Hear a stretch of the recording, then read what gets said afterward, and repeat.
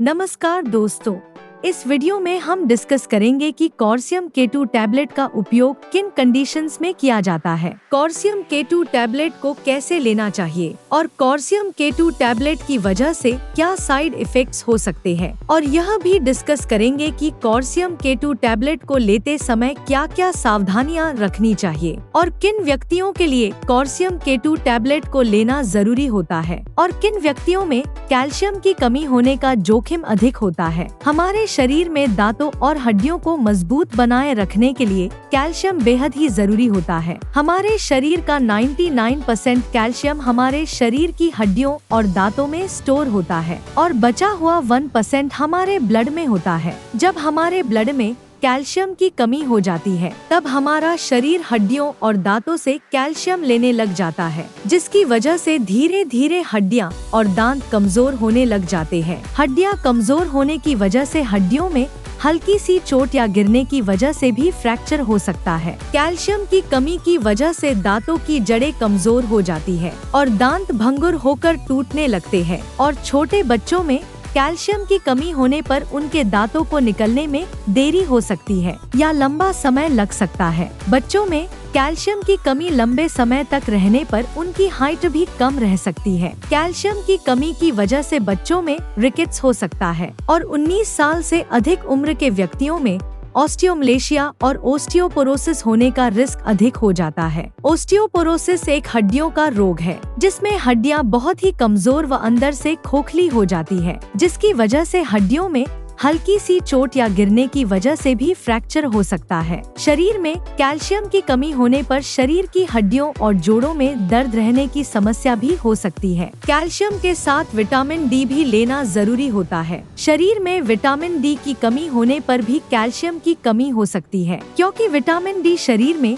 Calcium के अवशोषण में मदद करता है और शरीर में विटामिन डी की कमी होने पर शरीर भोजन से कैल्शियम का अवशोषण अच्छी तरह से नहीं कर पाता है, जिसकी वजह से शरीर में कैल्शियम की कमी हो सकती है। अगर आप कैल्शियम की कमी को पूरा करने के लिए अकेले कैल्शियम के सप्लीमेंट्स ले रहे हैं, तो ऐसी स्थिति में आपके द्वारा लिए जाने वाले कैल्शियम के सप्लीमेंट्स बेकार है, क्योंकि विटामिन डी के बिना आपके शरीर में कैल्शियम का अवशोषण नहीं होगा और आपके द्वारा लिए जाने वाले कैल्शियम के सप्लीमेंट्स पेशाब के जरिए शरीर से बाहर निकल जाएंगे। इसलिए कैल्शियम और विटामिन डी को एक साथ लेना जरूरी होता है। कॉर्सियम K2 टैबलेट में कैल्शियम के साथ साथ विटामिन डी भी होता है, इसलिए आपको विटामिन डी के सप्लीमेंट्स अलग से लेने की जरूरत नहीं होती है। दोस्तों, अगर आपको वीडियो पसंद आ रहा है तो कृपया वीडियो को लाइक करना व चैनल को सब्सक्राइब करना न भूलें। अब हम डिस्कस करेंगे कि कॉर्सियम K2 टैबलेट का उपयोग किन कंडीशंस में किया जाता है। कॉर्सियम K2 टैबलेट का उपयोग शरीर में कैल्शियम की कमी होने पर, हड्डियों में फ्रैक्चर होने पर,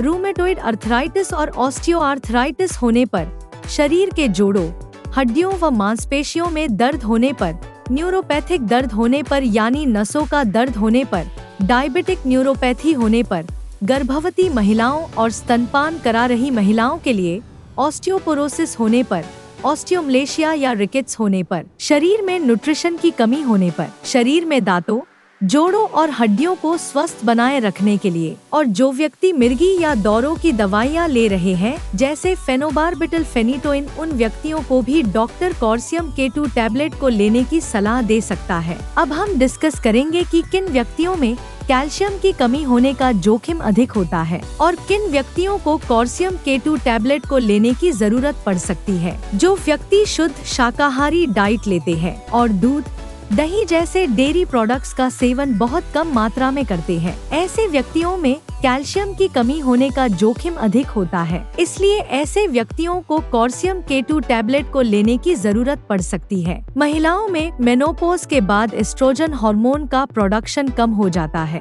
जिसकी वजह से महिलाओं में मेनोपॉज के बाद कैल्शियम की कमी बहुत जल्दी होती है और ऑस्टियोपोरोसिस होने का रिस्क भी अधिक हो जाता है। इसलिए कैल्शियम की कमी को पूरा करने के लिए और ऑस्टियोपोरोसिस से बचने के लिए डॉक्टर मेनोपॉज के बाद महिलाओं को भी कॉर्सियम K2 टैबलेट को लेने की सलाह दे सकते हैं। अगर आप ज्यादा मात्रा में प्रोटीन या नमक का सेवन करते हैं तो आपके शरीर में कैल्शियम की कमी हो सकती है, क्योंकि प्रोटीन और नमक का सेवन अधिक मात्रा में करने से शरीर से कैल्शियम ज्यादा मात्रा में बाहर निकलता है। अगर आपने स्टेरॉयड दवाओं का सेवन लंबे समय तक किया है या कर रहे हैं तो आपका डॉक्टर कॉर्सियम K2 टैबलेट को लेने की सलाह दे सकता है, क्योंकि स्टेरॉयड दवाओं का लंबे समय तक सेवन करने से ऑस्टियोपोरोसिस हो सकता है। इसलिए ऑस्टियोपोरोसिस होने के रिस्क को कम करने के लिए भी डॉक्टर कॉर्सियम K2 टैबलेट को लेने की सलाह दे सकता है। इसके अलावा किडनी फेलियर होने पर भी शरीर में कैल्शियम की कमी बहुत जल्दी होती है। जिन व्यक्तियों को लैक्टोज इंटॉलरेंस की समस्या है उन व्यक्तियों में भी कैल्शियम की कमी हो सकती है। लैक्टोज इंटॉलरेंस की समस्या होने पर व्यक्ति दूध को अच्छी तरह से पचा नहीं पाता है, जिसकी वजह से भी शरीर में कैल्शियम की कमी हो सकती है। अगर किसी व्यक्ति को दूध को पीने के बाद पेट में दर्द, पेट में गैस, पेट में भारीपन, दस्त या स्टूल के अंदर फैट आती है तो ये लक्षण लैक्टोज इंटॉलरेंस के हो सकते हैं। अब हम डिस्कस करेंगे कि कॉर्सियम K2 टैबलेट को कैसे लेना रिकमेंडेड होता है। कॉर्सियम K2 टैबलेट को खाना खाने के बाद लेना रिकमेंडेड होता है। कॉर्सियम K2 टैबलेट को आप हल्के गर्म दूध या हल्के गर्म पानी के साथ ले सकते हैं। आमतौर पर 18 साल से अधिक उम्र के ज्यादातर व्यक्तियों को डॉक्टर कॉर्सियम K2 टैबलेट को दिन में एक ही बार लेने की सलाह देते हैं।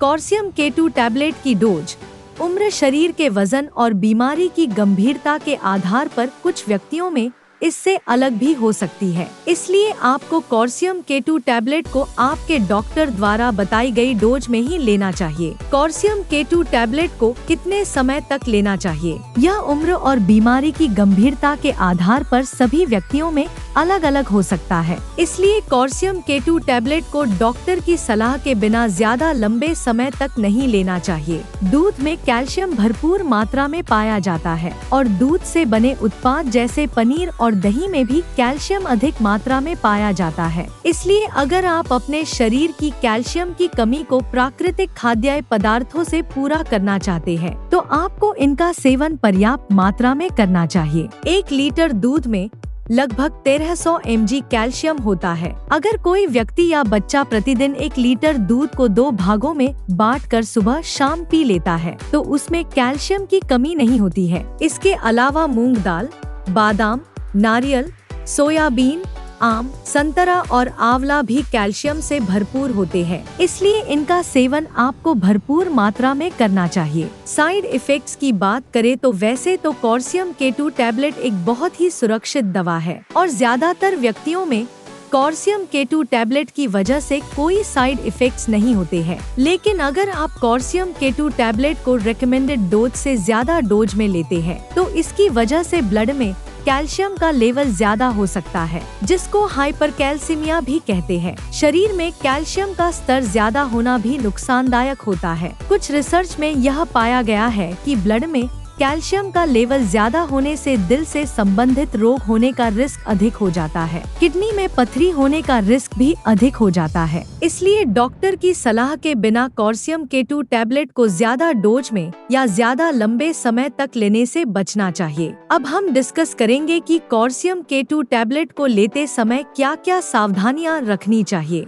थायराइड की टैबलेट और कॉर्सियम K2 टैबलेट को एक साथ नहीं लेना चाहिए, क्योंकि थायराइड की टैबलेट और कॉर्सियम K2 टैबलेट को एक साथ लेने से थायराइड की टैबलेट का अवशोषण कम हो सकता है, जिसकी वजह से थायराइड की टैबलेट की प्रभावशीलता कम हो सकती है। अगर आप थायराइड की टैबलेट को लेते हैं तो आपको थायराइड की टैबलेट और कॉर्सियम K2 टैबलेट में 8 से लेकर 10 घंटे का गैप रखना चाहिए। किडनी की कोई समस्या होने पर और किडनी में पथरी होने पर कॉर्सियम K2 टैबलेट को डॉक्टर की सलाह के बिना नहीं लेना चाहिए। आपको कॉर्सियम कैल्शियम K2 टैबलेट को लेते समय आयरन के सप्लीमेंट लेने से बचना चाहिए, क्योंकि कैल्शियम के साथ आयरन के सप्लीमेंट लेने से कैल्शियम शरीर में आयरन के अवशोषण को रोक सकता है। वीडियो को देखने के लिए आपका धन्यवाद। अगर आपको वीडियो पसंद आया तो प्लीज वीडियो को लाइक कर देना, चैनल को सब्सक्राइब कर लेना, और अगर आपका कैल्शियम K2 टैबलेट से संबंधित कोई प्रश्न है तो आप कमेंट करके पूछ सकते हैं।